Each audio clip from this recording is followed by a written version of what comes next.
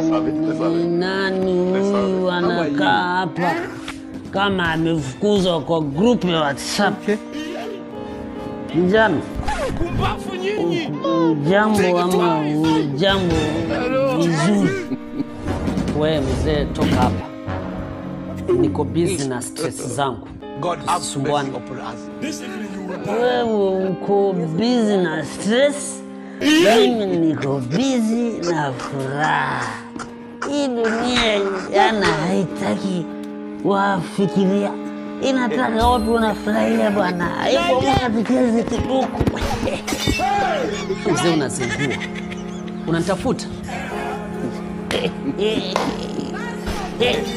Unajiona simba wa mtaa, lakini wewe ni paka wa mtaa. Unafikiria stress zako ni special. Mimi hata pombe inaniumia.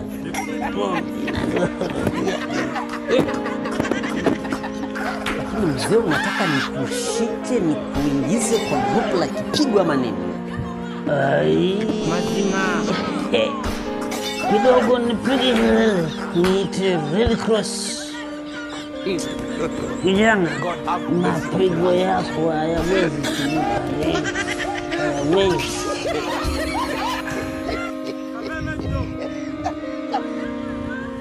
Nikwambie kitu cha moto.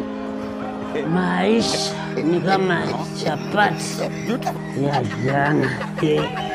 Ukila siku ya pili bila kuipasha moto, itakuuma meno, tumbo na moyo pia. Mazima. Cha moto. Cha moto.